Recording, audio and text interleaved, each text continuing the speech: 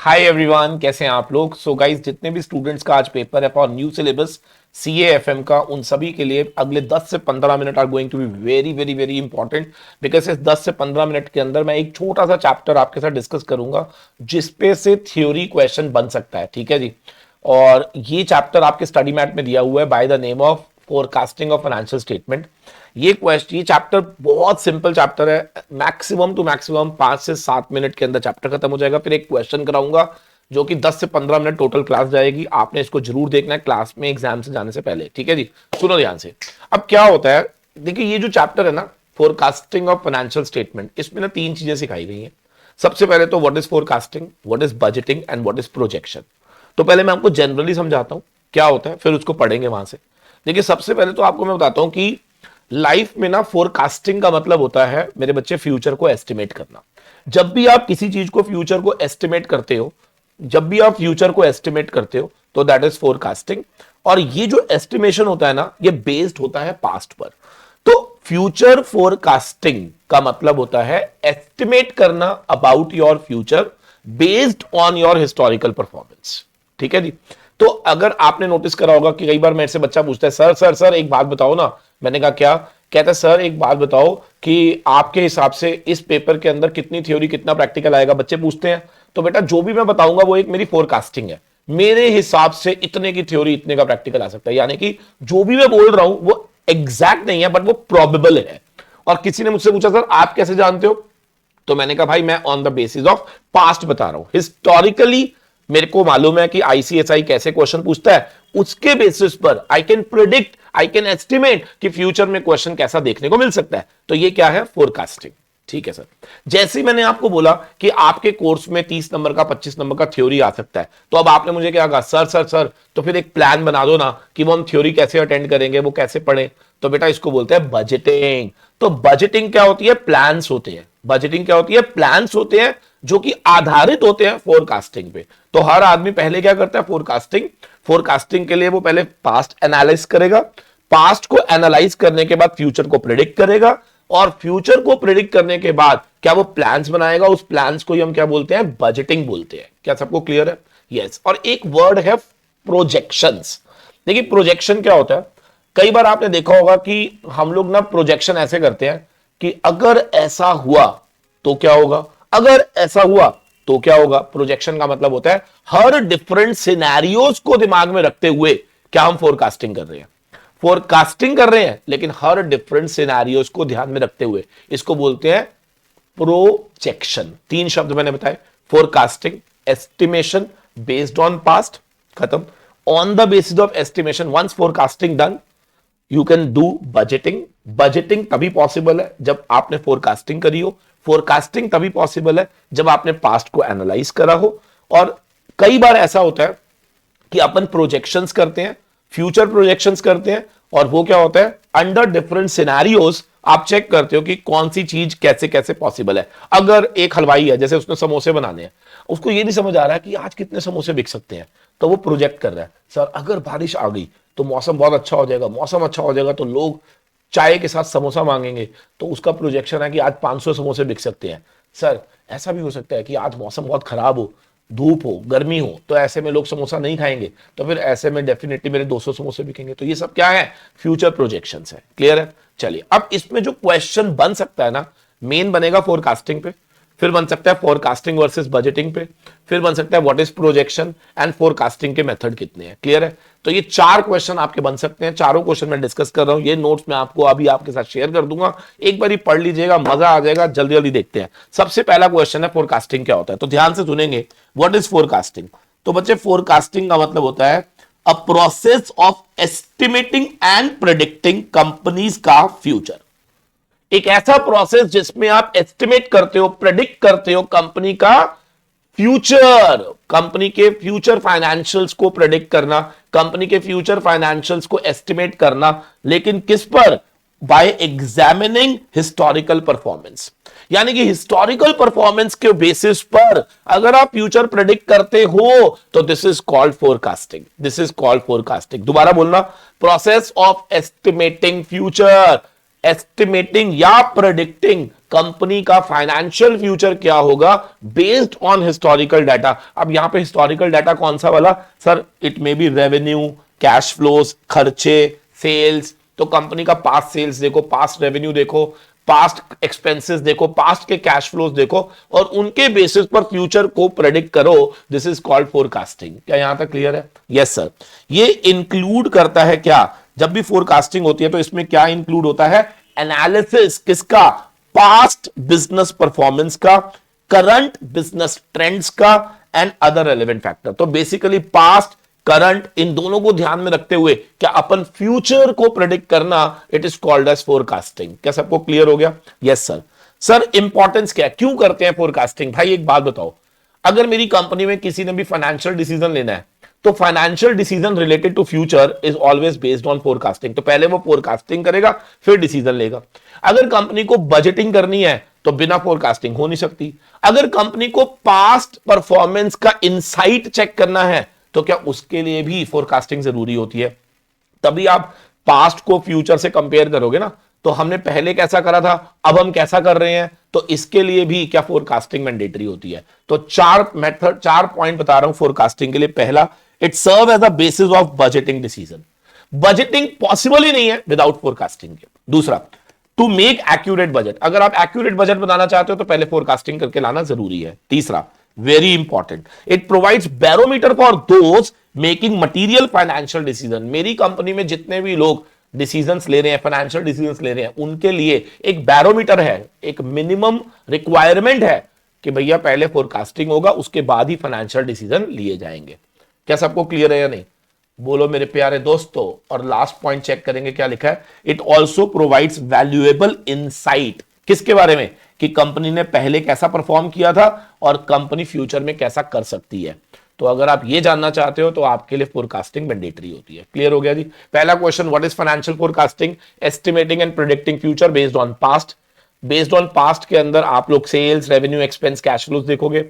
ये एनालाइज करता है पास्ट परफॉर्मेंस को, करंट को and to predict the future. Why it is important? Budgeting decision के लिए, फाइनेंशियल डिसीजंस के लिए, बजट एक्यूरेट बनाने के लिए, to check the insight of the companies in the past performance क्या है और फ्यूचर में क्या है, उसका कंपैरिजन तभी हो सकता है जब फोरकास्टिंग करेंगे। चलो जी, next question, forecasting versus budgeting. Sir very interesting question. ये 5 नंबर का आपको देखने को मिल सकता है। फोरकास्टिंग और बजटिंग में फर्क क्या है? मैंने अभी अभी बताया, पहले फोरकास्टिंग होती है, बाद में बजटिंग होती है। ये प्रोबेबल है, प्रोबेबल है, फोरकास्टिंग इज प्रोबेबल, लेकिन याद रखना ये प्रोबेबल नहीं है। बजटिंग एक्चुअली में एक तरह से कंट्रोलिंग टूल होता है। बजट हम क्यों बनाते हैं? ताकि हम अपने पे कंट्रोल लगा सके। फोरकास्टिंग का इंटेंट कंट्रोलिंग नहीं होता, ये तो नॉर्मल प्रेडिक्शन है, फ्यूचर प्रोबेबल, ऐसा हो सकता है, ऐसा हो सकता है। On the basis of that हम लोग बजट्स बनाते हैं, प्लान्स बनाते हैं, जिसको एग्जीक्यूट करते हैं ताकि हमारा आउटकम और बेटर हो सके। ठीक है ना? तो ध्यान से सुनेंगे। पहला, फाइनेंशियल फोरकास्टिंग एक एस्टिमेट है, what is likely to happen, क्या फ्यूचर में हो सकता है। ठीक है? जबकि बजट क्या है? पॉलिसीज है, प्रोग्राम्स हैं जो कि फॉलो करने होते हैं in future period under the planned condition. मतलब आज मुझे कितना घंटे पढ़ना है, ये बजट है। पेपर कैसा आ सकता है, ये फोरकास्टिंग है। समझ आ रही है? यानी कि जब आप अपने फ्यूचर को कैसे प्लान कर रहे हो, वो बजट्स है। उसके लिए हम बजट्स बनाते हैं। मम्मी ने घर पे बजट बनाया कि यार इस महीने का बजट ये है। सरकार फाइनेंशियल बजट्स बनाती है, 1 फरवरी को बजट्स आते हैं। बजट्स क्या है? कि हम आने वाले साल में यहां खर्च करेंगे, यहां। तो वो फ्यूचर प्लान्स होते हैं, है ना? लेकिन वो प्लान्स हमेशा बेस्ड किस पर होते हैं? फोरकास्टिंग पे। तो सरकार भी बजट बनाने से पहले एस्टिमेशन करती है। उन एस्टिमेशन के आधार पर क्या सरकार बजट बनाती है। Very good. Nature of event, probable, proposed. Probable, ऐसा हो, हमें लगता है ऐसा हो सकता है। और बजट्स क्या है? प्रपोज्ड है, मतलब हमें फ्यूचर में ऐसा काम करना है। कंट्रोलिंग, कंट्रोलिंग ये नहीं करता, but yes budgeting help in controlling. Basis, preliminary step है, ये बजटिंग का बेस है। It begins when forecasting ends. याद रखना, budgeting begins when forecasting ends.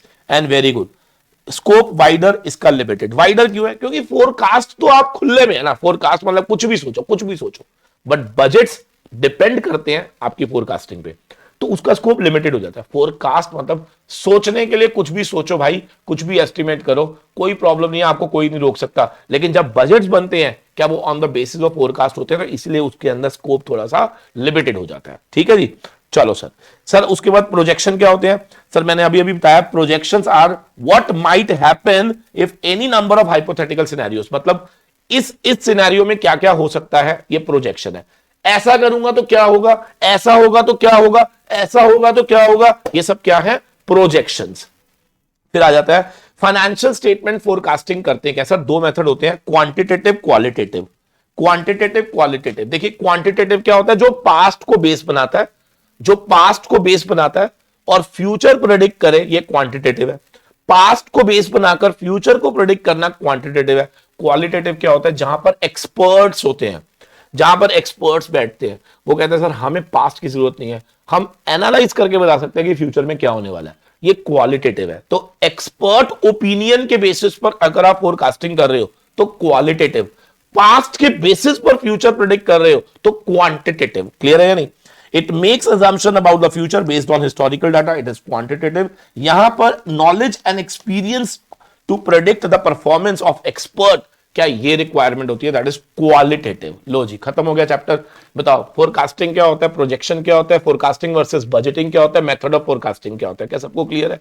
अब एक छोटा सा प्रैक्टिकल क्वेश्चन करा देता हूं। आपको लगेगा कि भाई भगवान करे ये प्रैक्टिकल क्वेश्चन ही आ जाए, क्योंकि आपको लगेगा भाई इससे आसान जिंदगी में कुछ हो ही नहीं सकता। ठीक है ना? बोलो ना यार, बोल दो, इतना भी क्या एटीट्यूड। आओ एक छोटा सा प्रैक्टिकल क्वेश्चन करा देता हूं, आपको लगेगा भाई इससे आसान कुछ है ही नहीं।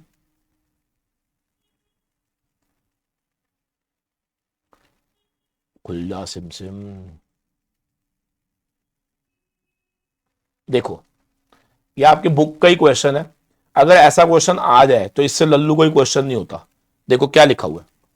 मान लो आपको सेल्स दी हुई है, आपको ऑपरेटिंग कॉस्ट दी हुई है, आपको एबिट दिया हुआ है, interest, EBT, tax, net income, dividend, retained earning, सब कुछ दिया हुआ है। अब वो क्या कह रहा है? हमारा फोरकास्टिंग है।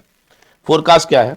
अगर हमारी सेल अगले साल 25% से बढ़ जाएगी, तो भाई एक बात बताओ, अब इसके पैरेलल में बना लो, 25% से बढ़ जाएगी, तो आप मुझे बताओ 700 का 25%, 700 का 25% अगर मैं बढ़ा देता हूं तो ये आ जाएगा 875। ठीक है। It is expected that operating cost will be around 70% of the sales, यानी कि इसका 70% हमारा ऑपरेटिंग खर्चा हो जाएगा, यानी कि 612.3। अब इसमें से कर दो माइनस। आप देख रहे हो मैं क्या कर रहा हूं? जो वो बताएगा वही करता जाऊंगा। 262.5। ठीक है। अच्छा फिर उसके बाद क्या है? It is expected that tax rate, interest and dividend pay out will be constant, मतलब जो पहले थे। इसका मतलब इंटरेस्ट पहले भी 40 था, अभी भी 40, तो ये हो जाएगा 2.5। फिर माइनस क्या करेंगे? टैक्स रेट 40%, इसका 40% निकाल लो। 2.5 का 40%, 89, ये भी लेस कर दो